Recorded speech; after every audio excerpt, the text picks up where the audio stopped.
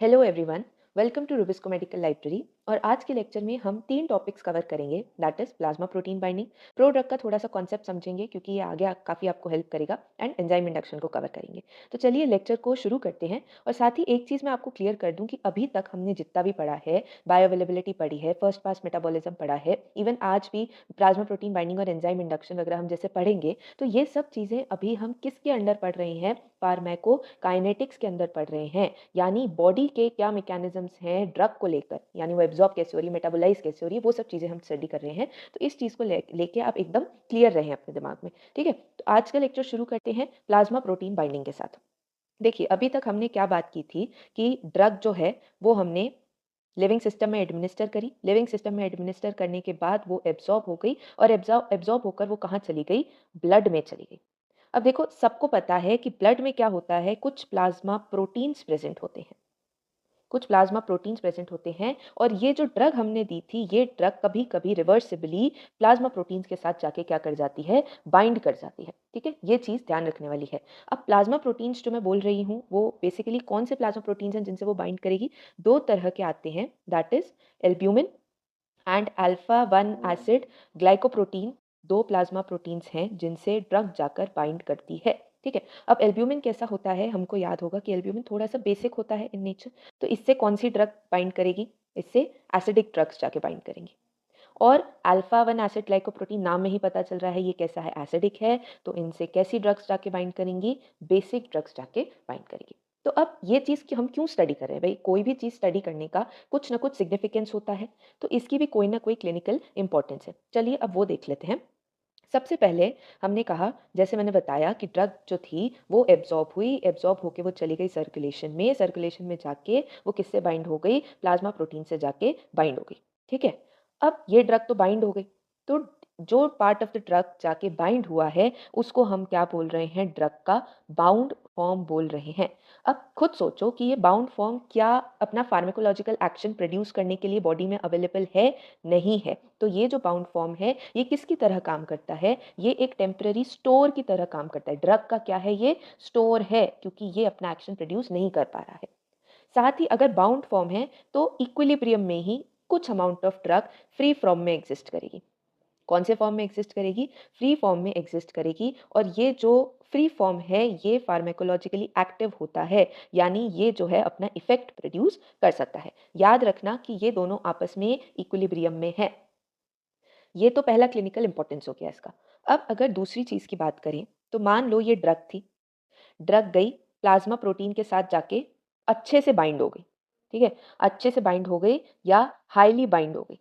भाई ड्रग्स भी तो या तो बहुत अच्छे से जाके बाइंड होंगी या फिर एक minimum amount of binding show करेंगी। तो मान लो ये वाली ड्रग क्या करी? अच्छे से जाकर प्लाज्मा प्रोटीन से बाइंड हो गई। अब इसकी वजह से क्या होगा कि इस ड्रग के डिस्ट्रीब्यूशन पे फ़र्क पड़ेगा। क्या फ़र्क पड़ेगा? कि अगर ये बहुत ज़्यादा बाइंडिंग शो करेगी, तो इसका डिस्ट्रीब्यूशन जो है बॉडी में वो रिड्यूस हो जाएगा। यही अगर ये कम बाइंडिंग शो करती तो ये अच्छी खासी डिस्ट्रीब्यूट हो जाती बॉडी में, ठीक है। और इस बाइंडिंग से रिलेटेड 2-3 और चीज़ें आपकी इन्फ्लुएंस होती हैं। नेक्स्ट अपन वही देख लेते हैं कि मान लीजिए कोई ड्रग है, वो बहुत ज़्यादा बाइंडिंग शो कर रही है, ठीक है। बाइंडिंग उसकी काफ़ी अच्छी है, प्रोटीन बाइंडिंग काफ़ी अच्छी है, high degree of protein binding है। तो अब इसमें क्या-क्या चीज़ें हो सकती हैं? क्या-क्या इसके कॉन्सिक्वेंसेस हो सकते हैं? पहला क्या होगा कि अगर बाइंडिंग ज़्यादा है, तो वो ब्लड में ज़्यादा अमाउंट ऑफ टाइम के लिए रहेगी। ब्लड में ज़्यादा देर के लिए रहेगी, तो यानी वो अपना एक्शन जो है, वो लॉन्ग टाइम के लिए प्रोड्यूस करेगी। क्योंकि हमने अभी देखा कि अगर बाउंड फॉर्म में भी प्रेज़ेंट है, तो बाउंड के साथ उसका फ्री फॉर्म भी तो प्रेज़ेंट है। तो अगर बाउंड फॉर्म ज़्यादा टाइम के लिए रहेगा, तो फ्री फॉर्म भी ड्रग का ज़्यादा टाइम के लिए एग्जिस्ट करेगा। इसलिए इसका जो ड्यूरेशन ऑफ एक्शन होगा, वो कंपैरेटिवली ज़्यादा होगा।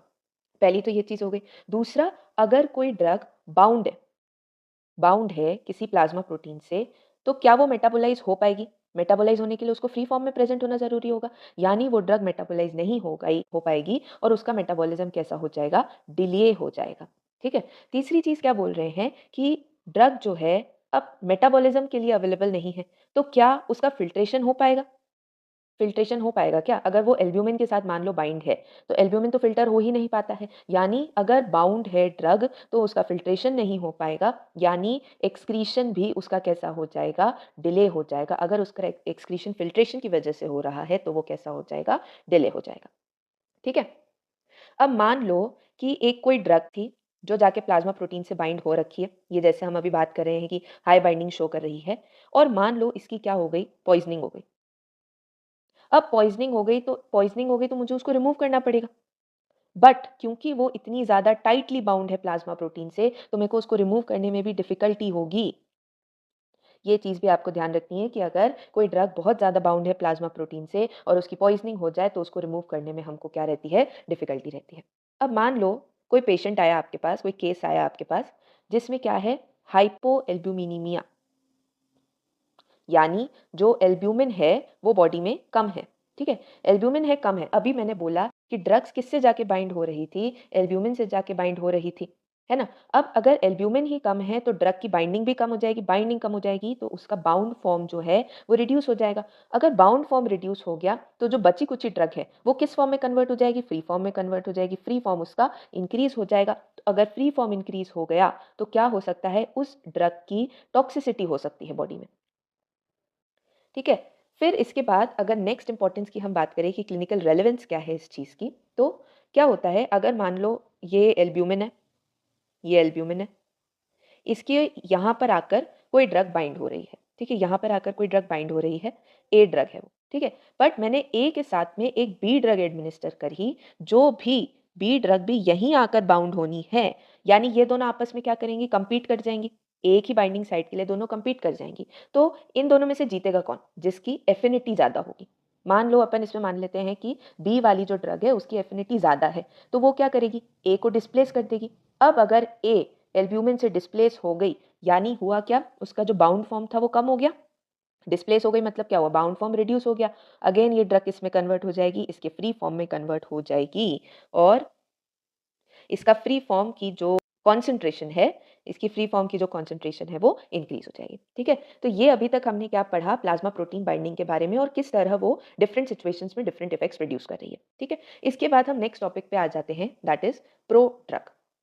अब प्रो ड्रग, इस टॉपिक को अगर आप ब्रेक करोगे तो आपको आधी से ज़्यादा चीज़ें समझ में आ जाएंगी। प्रो यानी ड्रग से पहले का कोई फॉर्म होगा उसका, जिसको हम क्या बोल रहे हैं, प्रो ड्रग बोल रहे हैं। तो ये क्या होता है, inactive form of the drug होता है। Inactive form of the drug होता है। ये जो प्रो ड्रग होती है, ये जब बॉडी में एंटर करेगी, बॉडी में जाकर मेटाबोलाइज होगी, मेटाबोलाइज होने के बाद ये किस में कन्वर्ट होगी, इसके एक्टिव फॉर्म में कन्वर्ट हो जाएगी। अब अगर प्रो ड्रग हम दे रहे हैं, इसकी कुछ ना कुछ एडवांटेजेस होंगी ही होंगी, तभी हम इसको दे रहे हैं, तभी हम इसको प्रेफर कर रहे हैं। तो इसकी क्या एडवांटेजेस हैं? देखो, कोई अगर ड्रग है वो बहुत ज़्यादा टॉक्सिक है या फिर बहुत ज़्यादा साइड इफेक्ट्स प्रोड्यूस कर रही है, तो हम उसको प्रो ड्रग के फॉर्म में दे सकते हैं ताकि उसके साइड इफेक्ट्स जो है वो कम हो जाए। दूसरा, बायो अवेलेबिलिटी जो है वो प्रो ड्रग से इंप्रूव हो सकती है। इसका एक एग्जांपल मैं आपको दूं तो, जैसे डोपामीन होता है, जो डोपामीन हम देते हैं, पार्किंसनिज़्म में देते हैं डोपामीन। डोपामीन क्या करता है, ब्लड ब्रेन बैरियर जो है उसको क्रॉस नहीं कर पाता है, इसलिए डोपामीन की जगह हम लेवोडोपा करके एक इसकी प्रो ड्रग आती है, जो हम इसको देते हैं। क्या बेनिफिट है होता है इससे, कि लेवोडोपा जो है वो ब्लड ब्रेन बैरियर जो है वो क्रॉस कर जाती है, तो पार्किंसनिज़्म को हमको ट्रीट करने में हेल्प होती है। यानी इनडायरेक्टली क्या हो रहा है, ब्लड ब्रेन बैरियर क्रॉस हो रहा है, तो मतलब इसकी बायो अवेलेबिलिटी है जो वो इंक्रीज हो रही है। ठीक है? साथ ही अगर मुझे ड्रग का एक्शन जो है वो प्रोलॉन्ग करना है, ड्यूरेशन ऑफ एक्शन प्रोलॉन्ग कर रहा है, तो मैं उसको प्रोडक्ट के फॉर्म में दे सकती हूँ, क्योंकि वो धीरे-धीरे मेटाबोलाइज़ होगी और धीरे-धीरे अपना एक्शन प्रोड्यूस करती रहेगी, ठीक है? और मान लो कोई ड्रग है, वो बैड टेस्ट की है, बट मैं उसको अगर प्रोडक्ट के फॉर्म में दे दूँ, तो उसका टेस्ट इंप्रूव हो रहा है, तो इससे क्या होगा, पेशेंट कंप्लायंस इंक्रीज़ होगी, पेशेंट कंप्लायंस जो है वो इंक्रीज़ हो जाएगी।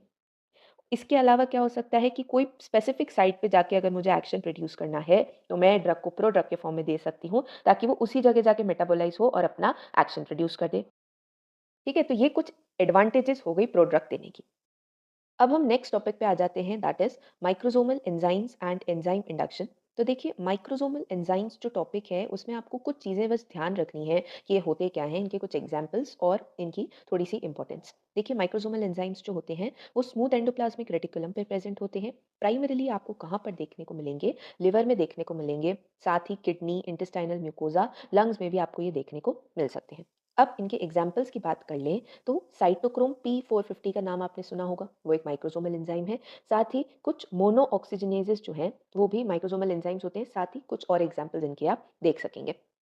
अब एंजाइम्स हैं तो कोई ना कोई रिएक्शन ये क्या करेंगे, कैटालाइज करेंगे। कौन से रिएक्शंस को कैटालाइज करते हैं? कुछ ऑक्सीडेशंस को कैटालाइज करते हैं, रिडक्शंस को कैटालाइज करते हैं, हाइड्रोलिसिस को कैटालाइज करते हैं एंड ग्लूकुरोनाइड कॉन्जुगेशन को भी ये कैटालाइज करते हैं। सबसे इंपॉर्टेंट पॉइंट इनसे रिलेटेड जो आपको याद रखना है कि these enzymes are inducible by drugs, यानी ड्रग्स जो हैं वो इन एंजाइम्स को आके इंड्यूस कर सकती है, इनके फंक्शन को बढ़ा सकती है।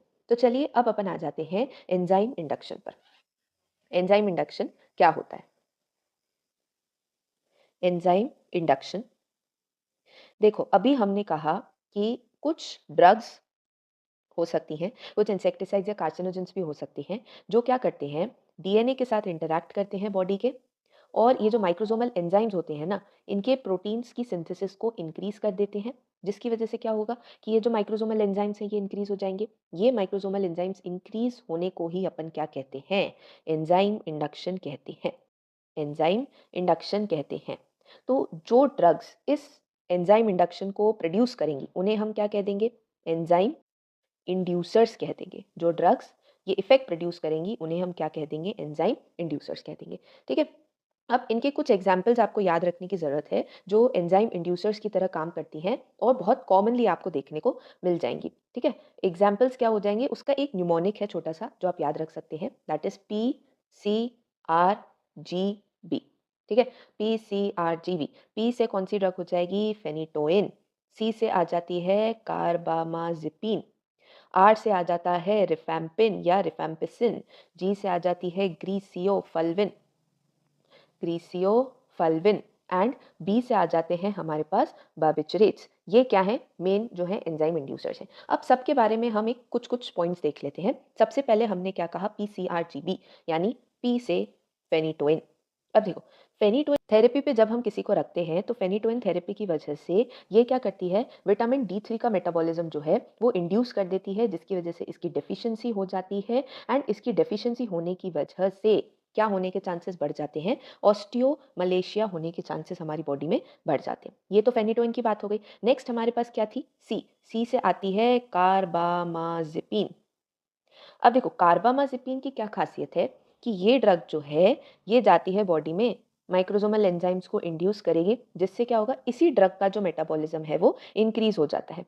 यानी ये क्या करती है? खुद को इंड्यूस कर देती है। तो इस फिनोमेना को अपन क्या बोलते हैं? ऑटो इंडक्शन कहते हैं। ऑटो इंडक्शन कहते हैं। और इसकी वजह से क्या हो सकता है कि बॉडी में इस ड्रग को लेकर टॉलरेंस डेवलप हो सकती है, यानी बॉडी फिर इस ड्रग को रिस्पॉन्ड करना बंद कर देगी। नेक्स्ट हमारे पास जो थी दैट वाज रिफैम्पिन या रिफैम्पिसिन। अब क्या होता है? रिफैम्पिसिन क्या करता है? रिफैम्पिसिन जो है वो ओरल कॉन्ट्रासेप्टिव्स का फेलियर कॉज कर देता है। ओरल कॉन्ट्रासेप्टिव्स का फेलियर कॉज कर देता है। कैसे करता है कि ये क्या करेगा कि जो ओरल कॉन्ट्रासेप्टिव्स को मेटाबोलाइज करने वाले एंजाइम्स हैं उनको इंड्यूस कर देगा, तो इनका मेटाबॉलिज्म जो है वो इंक्रीज हो जाएगा, जिसकी वजह से ये कम टाइम के लिए बॉडी में रहेगी और इनका कॉन्ट्रासेप्टिव फेलियर हो जाता है या थेराप्यूटिक फेलियर हो जाता है।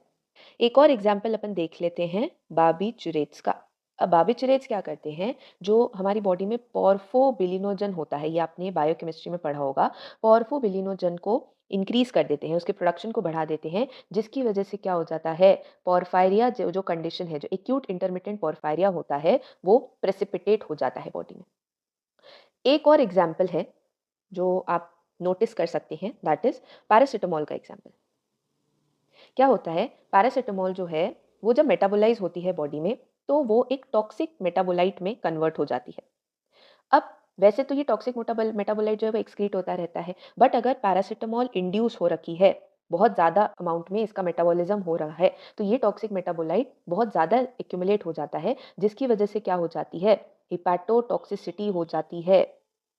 हेपाटोटॉक्सिसिटी हो जाती है। ये कंडीशन हमको मोस्ट कॉमनली क्रॉनिक अल्कोहलिक्स में देखने को मिलती है। यानी यहाँ पे ड्रग एंजाइम इंडक्शन की वजह से क्या हो रहा है? ड्रग की टॉक्सिसिटी हो रही है, हेपाटोटॉक्सिसिटी हो रही है।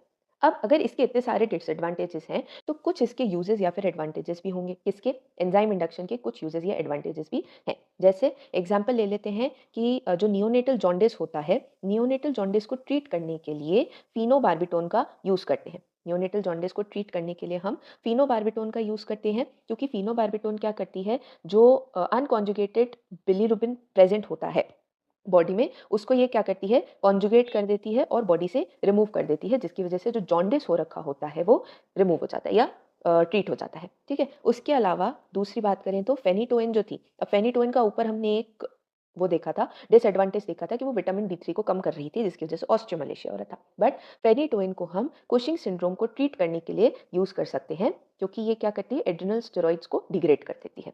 साथ ही कुछ क्रॉनिक पॉइजनिंग्स होती हैं, जिनको रिमूव करने के लिए या जिनको ट्रीट करने के लिए एंजाइम इंडक्शन का प्रिंसिपल का यूज़ होता है। साथ ही कुछ लिवर डिजीजेस भी हो सकती हैं। तो अभी तक तो मैंने आपको ये सारा एक्सप्लेन कर दिया, बट अगर आपको एग्जाम में लिखने को आए तो आप इस तरह से कुछ लिख सकते हैं। प्लाज्मा प्रोटीन बाइंडिंग अगर आपको लिखने को आता है तो आप ये बता सकते हैं कि प्लाज्मा प्रोटीन बाइंडिंग होती क्या है। एल्ब्यूमिन एसिड एक ड्रग से बाइंड होता है, अल्फा 1 एसिड बेसिक से बाइंड होता है। देन इसकी क्लिनिकल इंपॉर्टेंस क्या है कि भाई ड्रग जो है वो बाउंड फॉर्म, फ्री फॉर्म में एक्सिस्ट कर सकती है। अगर बहुत ज़्यादा बाइंडिंग हो रही है तो उसके डिस्ट्रीब्यूशन, ड्यूरेशन, मेटाबॉलिज्म, एक्सक्रीशन पे क्या इफेक्ट हो रहा है। पॉइजनिंग के केसेस में क्या होता है, हाइपोएल्ब्यूमिया के केसेस में ड्रग टॉक्सिसिटी हो सकती है। अगर दो ड्रग साथ में दे रहे हैं तो डिस्प्लेसमेंट इंटरेक्शंस हो सकते हैं। उसके अलावा हमने पढ़ा प्रोड्रग। प्रोड्रग क्या है, inactive form of the drug है जो मेटाबोलाइज होके एक्टिव फॉर्म बना रहा है, और इसकी कुछ एडवांटेजेस जैसे वो ड्यूरेशन ऑफ एक्शन प्रोलॉन्ग कर रहा है, बायो अवेलेबिलिटी इंप्रूव कर रहा है, टॉक्सिक्स या फिर जो साइड इफेक्ट्स हैं उनको कम प्रोड्यूस कर रहा है। देन हमने देखा microsomal enzymes and enzyme induction. Microsomal enzymes क्या होते हैं, कहाँ लोकेटेड होते हैं, कुछ एग्जांपल्स उनके, और मोस्ट इंपॉर्टेंट प्रॉपर्टी कि these are inducible by drugs. Enzyme induction क्या होता है कि ड्रग्स जो है वो माइक्रोसोमल एंजाइम्स को इंड्यूस कर देती हैं, जिसकी वजह से बहुत तरह के इफेक्ट्स प्रोड्यूस हो सकते हैं बॉडी में।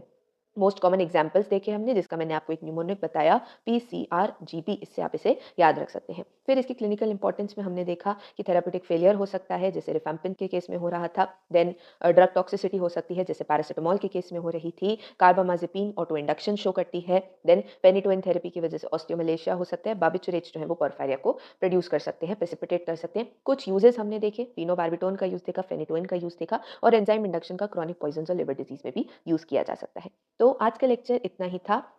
Thank you for watching. If you find this lecture useful, do like, share and subscribe the channel.